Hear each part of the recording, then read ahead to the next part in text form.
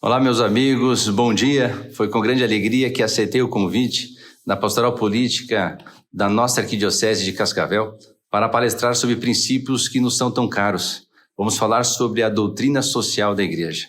São esses princípios que dão conteúdo ao documento que vocês irão assinar, parte desse compromisso por um voto útil, consciente e regional. Antes de mais nada, eu gostaria de parabenizar por essa iniciativa, porque uma pastoral tem que pastorear mesmo. Nosso Senhor fala, eu sou o bom pastor. E é importante precaver o nosso povo contra os lobos que andam nos rondando, muitas vezes em pele de cordeiro e opondo-se aos princípios mais caros da nossa igreja. Vamos falar de princípios, então. Mas o que são os princípios? Se pararmos para pensar um pouco, observamos que existem princípios constitutivos de um pensamento correto. Pensemos no ser. O ser é, o não ser não é. Precisamos ser bons cristãos, bons católicos, bons cidadãos. Notem aqui o princípio da não contradição. Uma coisa não pode ser e não ser ao mesmo tempo sob o mesmo aspecto.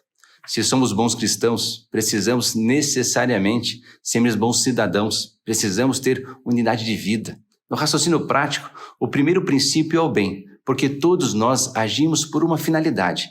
Ninguém começa a picar uma cebola por picar e depois pensa, nossa, essa cebola daria um tempero, acho que vou cozinhar. Não, a pessoa já começa com a ideia de que vai cozinhar algo para comer, essa é a intenção.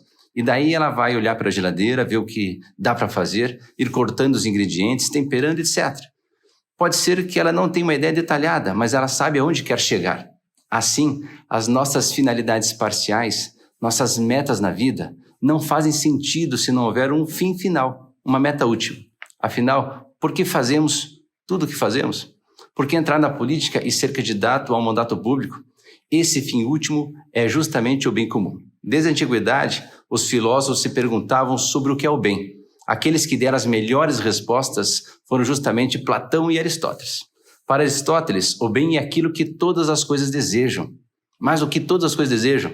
Responde Aristóteles, elas desejam participar do eterno. Nas outras criaturas, isso se manifesta, via de regra, na reprodução instintiva da espécie, que imita inconscientemente um traço de Deus, que é a permanência. Mudam os indivíduos, mas a espécie é sempre a mesma. Mas o homem é mais do que isso. O homem busca imitar a Deus instintivamente. Ele não se limita a buscar a mera permanência na espécie. Ele imita a Deus com sua inteligência, sua vontade, com sua liberdade.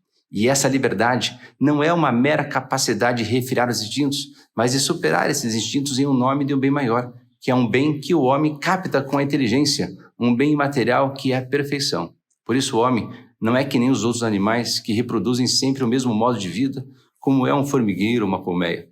Ele busca imitar a vida divina, não meramente fazendo a espécie durar no tempo e no espaço. Ele busca imitar a própria essência da divindade.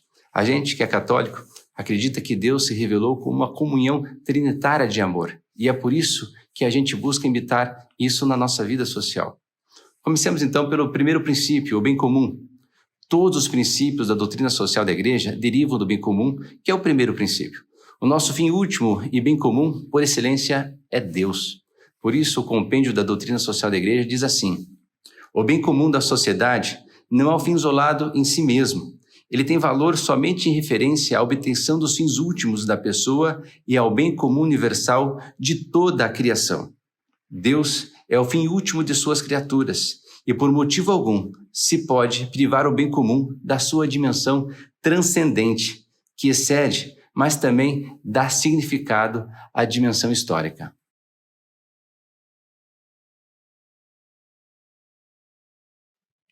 Nós temos alguns outros princípios que são como que aspectos da realização desse bem comum, né? Desdobramentos do princípio do bem comum, como por exemplo o primeiro deles, que é o princípio da dignidade da pessoa humana e consequentemente da valorização da família.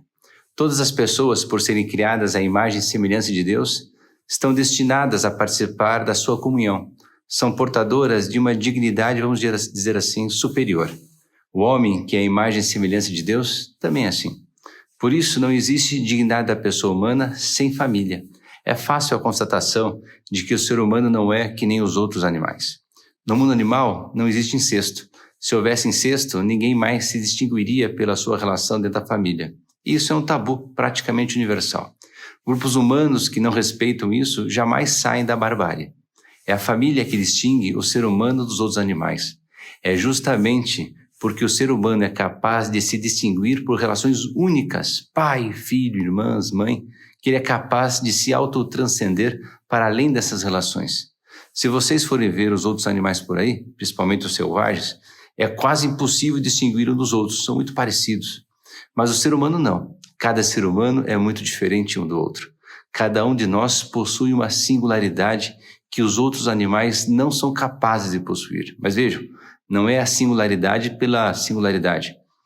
Essa singularidade acontece junto com uma união. Por isso, São Tomás diz que os filhos são o bem comum do casal. E o amor dos pais existe em função dos filhos.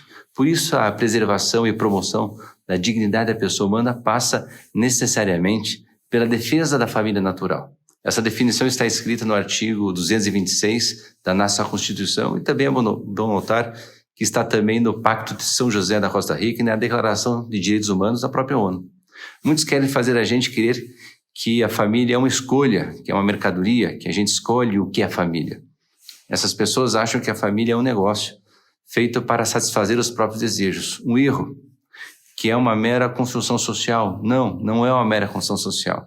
A gente escolhe com quem forma a família, mas o amor é um dom, uma mútua doação, não produto do egoísmo. A própria Bíblia fala que homem e mulher os criou, porque a família humana, que é uma relação entre pessoas distintas, depende da distinção entre os sexos. Aliás, quando a diversidade entre os dois sexos se torna algo dispensável para caracterizar um matrimônio, é questão de tempo para o número poder passar a 3, 4 ou 5, porque o que torna um casal é justamente o fato de que são requeridos necessariamente apenas um homem e uma mulher para a reprodução da vida.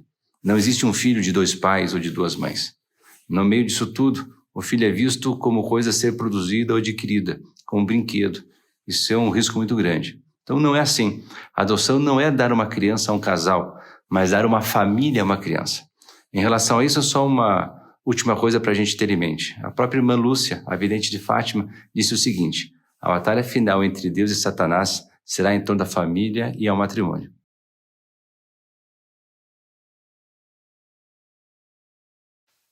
Falemos agora da defesa da vida. Vimos que o filho é uma vida a ser acolhida, não produto. Por isso, se ele não saiu, entre aspas, do jeito que eu quero, eu não posso matar esse filho antes de nascer, aliás, muito menos depois, né? O filho é um dom de Deus para ser cuidado desde a concepção.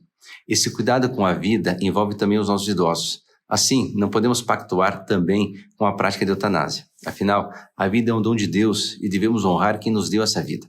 Se a gente for olhar, parte do trabalho da igreja é justamente esse: dar essa grande família de Deus, que é a igreja, às pessoas sem família, com a construção de asilos, orfanatos, hospitais, etc., que defendem a vida em meio a essa fragilidade.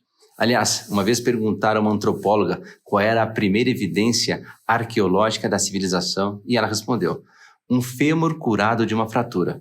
É assim, a civilização começa quando o fraco não é deixado para trás por representar uma desvantagem para o grupo. É uma pena, infelizmente, que a mentalidade de muitos seja justamente o contrário. Essa dignidade diz respeito também ao ser humano que é culpado por algum crime. Em relação a isso, tratar o ser humano segundo a sua dignidade é dar a ele uma punição proporcional à justiça. Tratar o criminoso com leniência, com brandura, não é tratá-lo segundo a sua dignidade, que inclui uma liberdade que é capaz de responsabilidade, mas sim acaba tratando ele como um animal. Não devemos tratar os bandidos nem como animais selvagens, deixando-os em condições subhumanas, nem como animais de estimação, dando vida fácil para eles. É importante punir com severidade, sim, mas orientar o preso para o trabalho, um trabalho honesto e, o mais importante, dar oportunidade dele reconhecer a sua culpa e se converter. Por último, em relação a isso, é importante notar que a defesa da vida também inclui uma punição proporcional, severa, que efetivamente defenda a vida do inocente daqueles que pretendam atentar contra ela.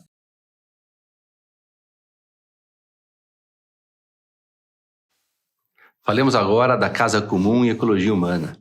O bem mais comum que temos depois de Deus é a ordem natural e moral do mundo em que vivemos.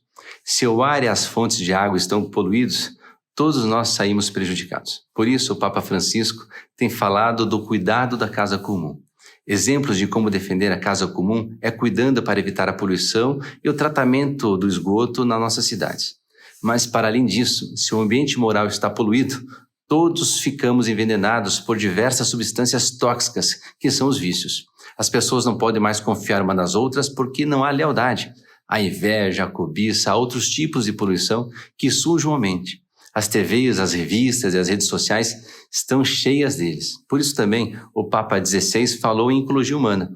Acho que ninguém aqui quer que os filhos fiquem vendo outdoors de pornografia ou coisa pior, como nessas exposições que o pessoal diz que é artística entre aspas, né? Nesses museus por aí. Vocês devem ter visto no Rio Grande do Sul o que aconteceu no MASP com aquela pouca vergonha lá de colocarem crianças frente a frente com um adulto nu e com programas de televisão por aí defendendo isso.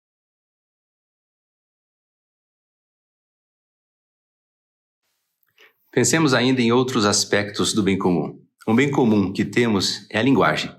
Isso está expresso nesse documento, que é o termo de compromisso que vocês irão assinar. Quando o sentido comum das palavras não é respeitado, uns homens começam a se tornar donos dos outros, porque os acordos não são cumpridos. Vou dar um exemplo.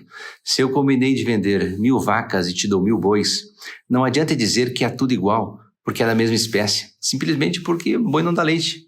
Se combinei 1000 bois e te dou 1000 porcos, também estaria te passando para trás. Porque mesmo que eu diga que também dá para fazer um churrasco só com carne de porco, o que vale para nossos contratos, vale também para nossas leis. E principalmente para nossas leis, que são quase como um contrato comum do nosso povo. Aquele que quer mudar o sentido das palavras da lei, que quer passar o povo para trás, quer ser o senhor do povo e não uma pessoa comum que utiliza a sua linguagem para dizer o que as coisas são, para dizer a verdade sobre as coisas. A palavra serve para nos comunicarmos uns com os outros, não para manipular os outros. Sem essa linguagem comum, não existe liberdade, porque ficamos à mercê de quem determina o sentido das palavras. A gente tem visto por aí muita mudança em relação à questão da família. Linguagem neutra, por exemplo. Querem deturpar o significado das palavras família, vida e tantas outras. Querem transformar a linguagem de meio de comunicação com os outros em instrumento de apropriação, de escravização, de coisificação dos demais. Poderíamos comentar ainda outros tantos exemplos de bem comum, como o exemplo da bandeira nacional, que tem sido alvo de tanta polêmica, né? Mas penso que devemos deixar para uma outra ocasião. Eu me limito aqui a dizer, assim como a linguagem é um bem comum, sendo feita de símbolos, e símbolo vem do grego e significa a união de duas partes e não divisão, também os símbolos nacionais são parte do bem comum. Notem que a atual polêmica em torno da bandeira nacional diz muito sobre o caráter das pessoas que as desrespeitam.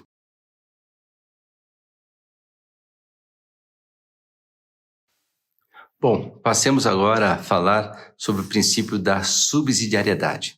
E o que diz esse princípio para cada um de nós?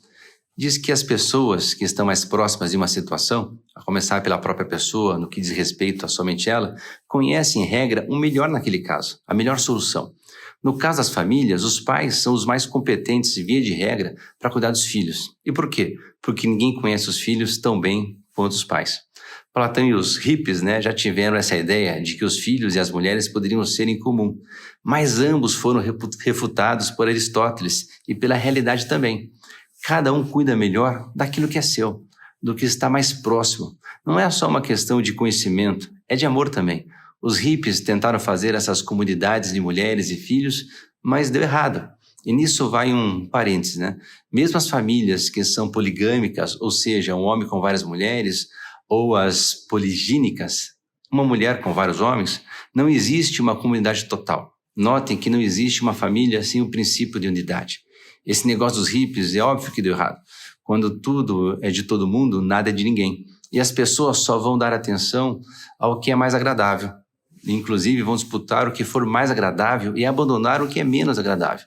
Abandonar a mulher que não é tão bela, o homem com alguma deficiência, a criança, a tarefa menos agradável, vão abandonar tudo isso. Por outro lado, é importante perceber que o cuidar das nossas crianças não pode ser uma atividade coletiva de maneira sistemática. Notem, o pessoal da creche, do Estado, pode até saber bem como cuidar de crianças, como trocar fraldas, etc. Mas nenhum deles vai amar tanto seu filho quanto você. Além disso, cuidado pessoal. Tem gente por aí dizendo que a função da escola é proteger os filhos dos pais. Vejam bem, não é proteger dos maus pais, é proteger dos pais. Esses veem a família como um mal em si.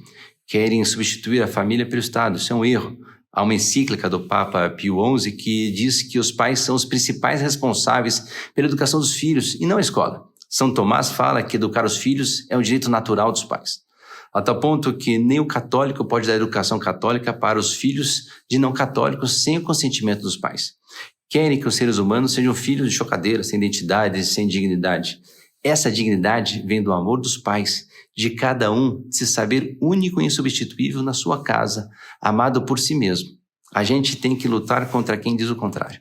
O princípio da subsidiariedade tem a ver também com outras sociedades intermediárias, associações, cooperativas, empresas e também com o município, com as nossas cidades. Tem coisas que o governo estadual e federal não tem que interferir. O município pode resolver bem, por sua própria força. Muitos problemas, a maioria até, deve poder ser resolvido no seu nível local. Quer ver um exemplo? Pense na sua rua esburacada. Seria o Congresso Nacional a instituição mais adequada para poder arrumar os buracos? Na verdade, não. A prefeitura resolve esse problema com muito mais facilidade. Subsidiariedade vem de subsídio, que significa ajuda. Mas ajuda demais, mesmo que bem intencionada, pode atrapalhar. Uma vez eu ouvi de um padre que toda supermãe corresponde a um infrafilho. A gente começa a pensar no caso do homem de 40 anos, que é um eterno estudante e ainda mora com os pais. Talvez os mais velhos aqui se lembrem do Washington, o jovem do Chico Anísio é um exemplo disso, né? O assistencialismo estatal, aquele que exime as pessoas da responsabilidade de proverem seu próprio sustento, de se tornarem honestamente úteis à sociedade, incentiva as pessoas a se tornarem irresponsáveis, acomodadas. Mas, além disso, tem gente mal intencionada que usa o aparelho do Estado não para ajudar, mas para suprimir a sociedade. Tirar nossa legitimidade, nossa autoridade como pais, como empresários, como políticos. Essa gente tem usado órgãos como o Judiciário, o Ministério Público e o Ministério da Educação até mesmo, e o Conselho Tutelar para fazer isso. Da importância de defendermos a autonomia familiar e também o voto regional. Porque quando estamos mais perto dos candidatos, podemos saber melhor quem eles são e aqueles que a gente escolher, espero que sejam melhores, vão saber melhor quais são os problemas da nossa cidade, da nossa localidade. E se pisarem na bola, podemos reclamar diretamente com eles.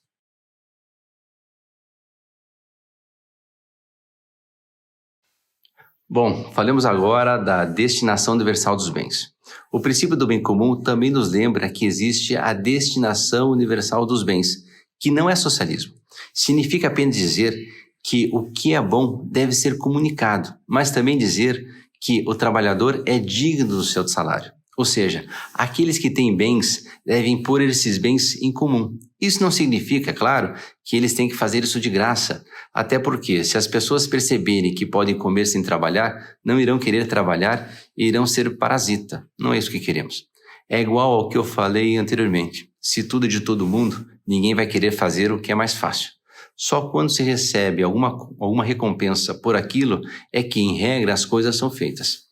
A propriedade privada, por exemplo, é fundamental para garantir a produção e a distribuição desses bens com pequenos, médios, grandes produtores, cooperativas, etc. Por outro lado, é preciso falar que aqueles que têm muito dinheiro, muitas propriedades, também podem atuar como parasitas apenas usando aquilo que têm numa brincadeira em que eles sempre são os ganhadores e o resto da sociedade é perdedora. Isso é um erro. Um jogo de especulação que não favorece a produção e a distribuição de bens, mas visa apenas a ganância, é um grande erro para toda a sociedade. Por isso, a propriedade deve ser subordinada ao uso comum dos bens. Quem usa o que tem para fazer os outros perderem, não atua conforme o bem comum. Outra coisa importante, eu não posso utilizar a minha propriedade para prejudicar os outros. Nos casos de catástrofe, por exemplo, uma pessoa não pode aumentar excessivamente o preço de mercado de um produto básico como água. As pessoas não podem se valer de suas casas para darem festas de arromba e prejudicar o som da vizinhança. Uma indústria que poluísse a água, tornando-a imprópria para o consumo ou para o banho, estaria se apropriando dessa água e tirando o seu uso comum, que é o de ser fonte de tratação para todos.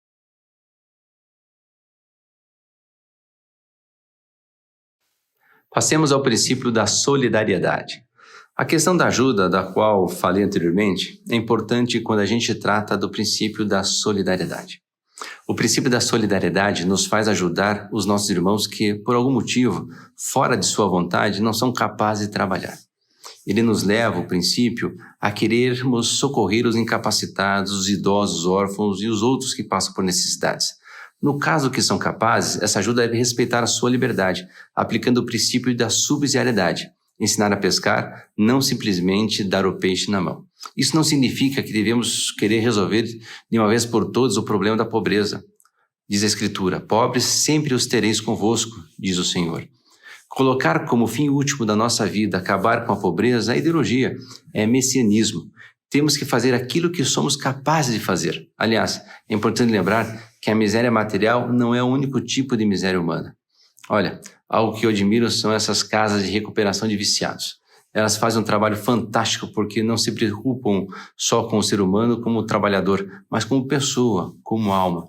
E tem gente rica em dinheiro, né, que cai nesses vícios também. Vocês veem o caso do irmão daquela menina Suzane Ristoff, né, o Andreas Ristoff. Virou um viciado em drogas e tudo por causa de uma tragédia familiar. Outros exemplos de solidariedade são os alcoólicos anônimos, né? Também as pessoas que ajudam vítimas em desastres naturais, ocorreu em Petrópolis, em Recife, as APAES, né? Para encerrar esse princípio de solidariedade, só mais uma coisa. Eu gostaria que vocês reparassem que solidariedade vem de sólido. E a Bíblia diz exatamente isso. O irmão que ajuda seu irmão é como uma cidade amuralhada. Aliás, nossas cooperativas são outro exemplo desse espírito de solidariedade do nosso povo, embora ainda exista coisas a corrigir.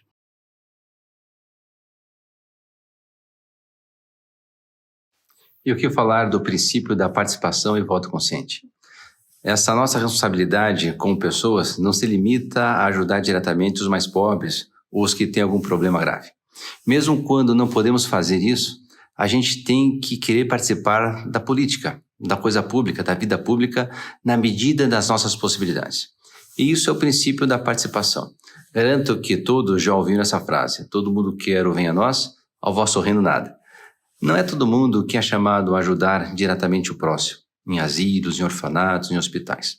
O cidadão ajuda com impostos, cumprindo as leis, trabalhando bem, educando bem os filhos, etc.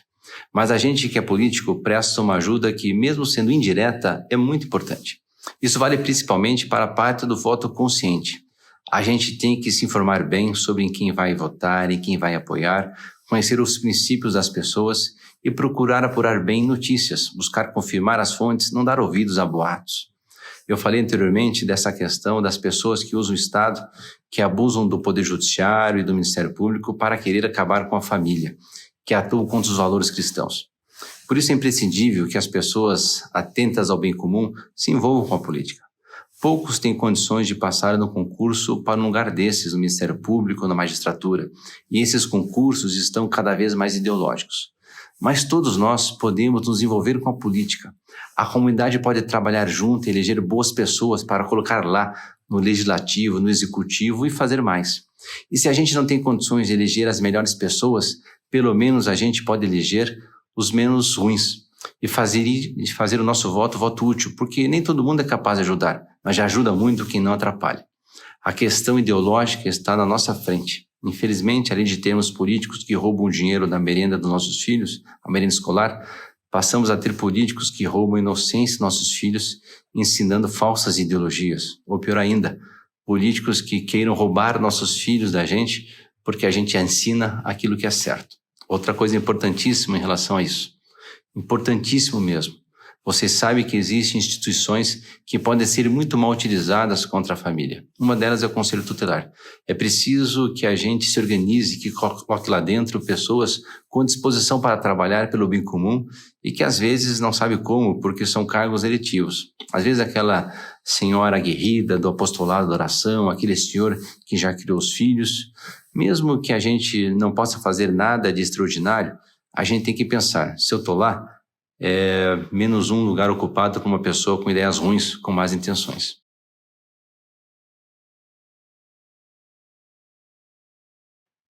Por último, vamos falar um pouco da caridade. A caridade é a virtude suprema do cristianismo. E o Papa Pio XI já falava que a política é a forma mais perfeita de caridade porque está a serviço do bem comum. Aqui eu gostaria de chamar a atenção para a frase atribuída a Santo Agostinho, muito embora não tenha haja prova que seja dele, né? No que é certo, unidade. No que é dúbio, liberdade. Em tudo, a caridade. Isso se aplica principalmente no campo político. Precisamos aproveitar os pontos de convergência com os protestantes e até com aqueles não cristãos, mas que comungam de alguns dos nossos princípios, principalmente a defesa da família, da vida e da liberdade de orar a Deus. Além disso, em relação aos que estão do outro lado nessas questões mais fundamentais da família e da liberdade, sempre tratá-los com respeito. Mas também saber confrontar com bravura, atacar os erros com firmeza e sem papas na língua. A caridade, que também pode ser definida como querer o bem para o outro, nos manda amar nosso inimigo, mas não nos manda dizer que nosso inimigo é nosso amigo. Não nos manda dizer para ele que está tudo bem com as ideias dele, passar pano para ele, nem deixar que ele nos faça de bobos. É preciso ser simples como as pombas, mas prudentes como as serpentes, diz a Escritura, diz nosso Senhor Jesus Cristo, que deu sua vida pelos seus amigos e que nos amou quando ainda éramos inimigos. Deu a vida chamando os saduceus e os fariseus ao arrependimento. O próprio São Thomas More, padroeiro dos políticos católicos, deu sua vida pela religião católica, pela dignidade no matrimônio e pela igreja, mas ao mesmo tempo era amigo de Erasmo, que era humanista, e tentou convencer Lutero de que ele estava errado. O bem maior do outro é Deus. Amar o inimigo é querer que ele passe para o lado de Deus, para o lado da verdade. Caridade sem verdade não é amor. É frouxidão, é condescendência. Sem amor à verdade e na verdade não existe amor de verdade. E a gente nunca vai alcançar o nosso objetivo, que é uma civilização cristã, uma civilização do amor. É isso aí, pessoal. Grande abraço. Deus abençoe a todos.